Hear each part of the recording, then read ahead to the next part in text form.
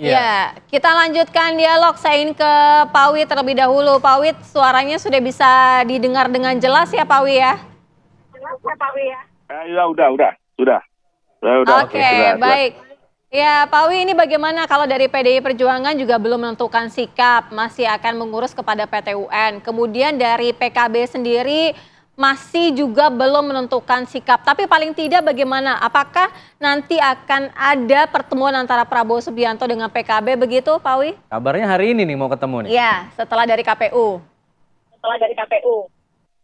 Ya, apa yang disampaikan oleh Pak Prabowo semalam bahwa apa pemerintahan yang akan datang ini bisa menjadi suatu koalisi yang besar dan ada komunikasi-komunikasi.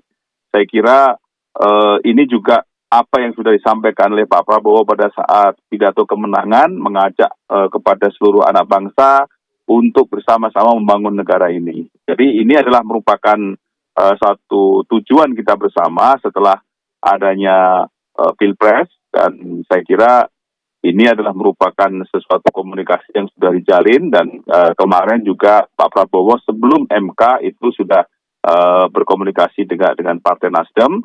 Dan kalau kemudian pada saat ini juga mungkin dari PKB, saya kira kalau PKB ini sebenarnya kan bukan sesuatu hal yang mungkin merupakan suatu kesulitan, karena bagaimanapun juga dengan PKB kita pernah berkoalisi. Jadi komunikasi tentunya terjalin terus, walaupun memang pada saat ini masih berbeda dalam Pilpres kemarin. Nah, saya kira apa yang dilakukan ini adalah merupakan suatu komitmen kita untuk menjadikan suatu koalisi yang kuat yang disampaikan oleh Pak Prabowo, dan koalisi ini adalah koalisi yang memang untuk kepentingan bangsa dan negara.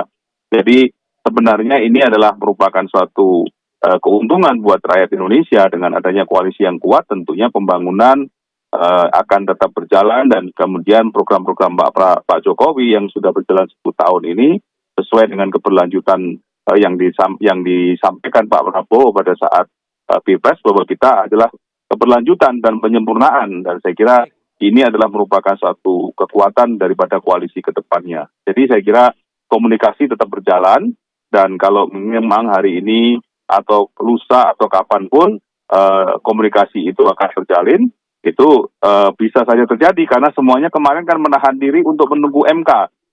Saya kira juga dari PKB, dari PDI Perjuangan, dan juga dari partai-partai lain yang di luar koalisi Indonesia Maju, tentunya komunikasi itu sudah terjalin, dan terjalinnya komunikasi ini kan sebenarnya tidak mandek dengan adanya kemarin itu konsentrasi Pilpres, karena bagaimanapun juga di ruang-ruang komunikasi di DPR kita tetap bersama-sama untuk membangun negara ini. Jadi saya kira komunikasi itu akan selalu berlanjut untuk selanjutnya. Oke, komunikasi terus berjalan dan menekankan pentingnya koalisi yang kuat nanti di pemerintahan Prabowo Gibran. Tapi definisi koalisi kuat tuh kayak apa sih dari pandangan Partai Gerindra ini? Apakah memang tidak menyisakan satupun oposisi, atau hanya 1-2, atau apa? Bagaimana gambaran definisi koalisi kuat itu seperti apa? Ya, tentunya koalisi yang kuat itu adalah koalisi yang bagaimana memberikan suatu kontribusi pembangunan, dan tidak ada sesuatu hal yang mungkin hambatan-hambatan dalam melakukan pembangunan. Dan tentunya bahwa masalah koalisi dan oposisi ini tentunya tidak bisa kita bicara mengenai masalah 100% bahwa apakah memang semuanya itu dalam jaminan bahwa kalau dengan koalisi itu tidak ada sesuatu tidak ada sesuatu kritisi dalam pemerintahan, tetap ada. Namun dalam hal ini bahwa persamaan satu visi dan misi itu yang diperlukan. Jadi bagaimanapun juga kalau tidak dalam koalisi tetapi mempunyai pemikiran yang sama, tentunya itu akan bisa berjalan program-program pemerintah yang nantinya dijalankan oleh Pak Prabowo. Jadi saya kira koalisi atau oposisi itu adalah penyamaan visi dan misi kita bersama. Nah, ini kekuatan visi kita dan kemudian misi kita untuk bagaimana pembangunan ini. Ini yang diperlukan untuk ke depan dengan koalisi yang kuat, itu adalah kita mempunyai kebersamaan dalam membangun negara ini ke depannya untuk menjadi Indonesia 2045. Oke, kita dengarkan dari Bang Igor. Kalau Bang Igor melihat bagaimana nih peta koalisi akan seperti apa nih sejauh ini? Ya, positif ya. Jadi saya memprediksi justru setelah putusan MK ini manuver elit itu semakin tinggi ya. Justru semakin gesit gitu. Saya memprediksi Pak Prabowo ini kan cukup punya pengalaman yang mumpuni ya. Dia adalah tokoh yang tokoh demokratis lah ya. Ya, beberapa kali kalah sekarang menang. Jadi prediksi saya begini. Koalisi ini nanti ada, jadi kayak pendaftaran mahasiswa baru. Jadi ada gelombang pertama.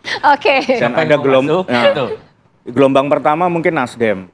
Ya, mungkin insya Allah juga PKB. Tapi gelombang kedua bisa saja PDIP. Bedanya apa antara gelombang pertama dan gelombang kedua? Apakah membedakan posisi yang didapatkan nantinya di pemerintahan? Ya, pasti.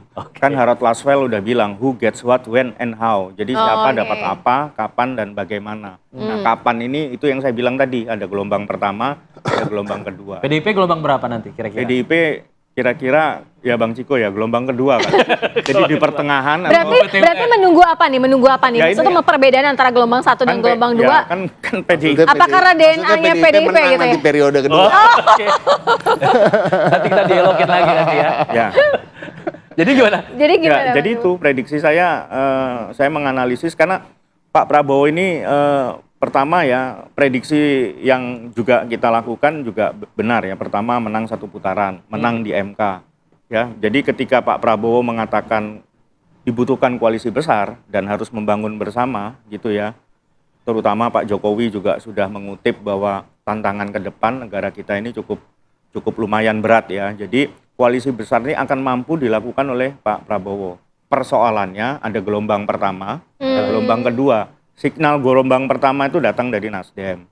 PKB saya yakin ya, karena awalnya kan Pak Prabowo dengan Muhaimin tuh ya. Lalu kemudian, nah kita menunggu nih, yang paling agak kekeh ini kan masih PDIP dengan PKB. Apa menunggu komunikasi politik yang terjalin lebih lanjut begitu PDIP-nya? Ya, dengan Ibu Mega pastinya, itu sangat ditunggu oleh publik ya, pertemuan Ibu Mega dengan Pak Prabowo. Karena elit politik itu memang salah satu persoalan penting dalam politik di Indonesia ini memang manuver elit gitu. Jadi itu mengikuti tokoh-tokoh seperti Pak Jokowi, Pak Prabowo, dan Ibu Mega.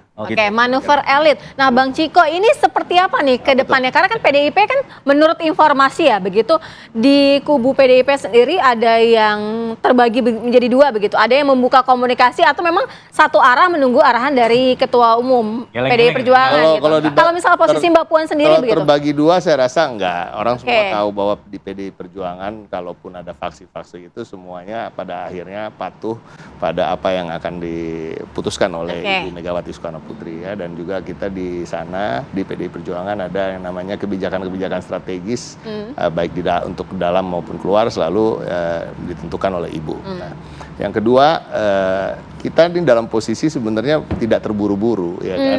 PDI Perjuangan ini kan dalam posisi yang seksi dalam tanda kutip sekarang ya kan, dengan sebagai pemenang pemilu legislatif tentunya pemenang Pilpres sangat ingin supaya kami bergabung gitu kan. Itu hal yang wajar-wajar aja. Jadi sabar-sabar aja ya kan, masih banyak waktu, masih sekitar 5 bulan lagi ya kan.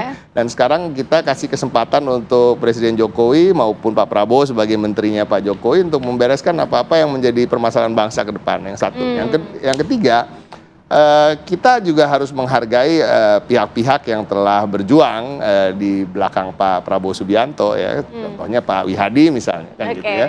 Sementara kan Undang-Undang Kementerian Negara kan mengatakan ada batasan dari jumlah menteri ya.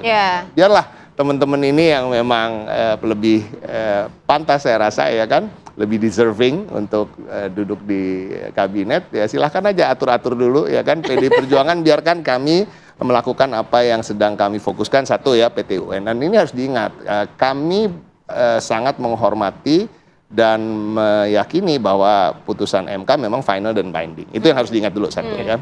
Terkait dengan PT UN, ini adalah bagian perjuangan kami dalam meluruskan apa-apa yang kami anggap salah, dan supaya gini loh, kalau kita mau ada perbaikan ke depan, tentunya harus ada pengakuan atas kesalahan. Nah, Di PT UN Itu ini. yang dituju. Iya, dan PT UN ini yang kami gugat adalah KPU sebagai penyelenggara. Oke. Kami menggugat terkait dengan perbuatan melawan hukum ketika terjadi pencalonan dan juga hal-hal lain yang sifatnya terkait dengan penyelenggaraan pemilu. Tapi sebelum mendalami ke PT UN, tadi di pernyataan yang kedua tadi, soal menteri-menteri, ya biarkanlah untuk internalnya Gerindra dulu. Ini kok seolah-olah pembicaraannya sudah ada tawaran menteri ke PDIP, seolah-olah gitu nih ya. Loh enggak. Kalau menteri, kalau Gerindra dulu aja deh. pertanyaan soal merapat dan koalisi kan pasti kan itu. Hitung-hitungannya kursi menteri Ujungannya gitu kan ya. itu. Tapi Bukan berarti sudah ada pembicaraan ke situ. saya nggak tahu. Terus jujur aja saya nggak tahu. Tapi saya rasa belum pernah ada pembicaraan yang begitu detail terkait itu. Siapa tahu tawarannya langsung japri kan ke... Nggak ada. Tapi pada prinsipnya tentu ya kembali kami ingatkan ya kan supaya masyarakat juga paham bahwa berada di dalam maupun di luar pemerintahan itu sesungguhnya bukan berseteru tapi juga bahu-membahu membangun Indonesia dalam koridor demokrasi yang Oke. Kita juga akan dalami ya kepada Pak Wi dan juga Bang Huda ya. Kalau tadi dari statement Bang Igor ada gelombang 1 dan gelombang 2 gitu yang akan bergabung, salah satunya PKB yang akan segera merapat dalam gelombang 1. Nanti kami tanyakan kepada Bang Huda, usai jeda kami segera kembali.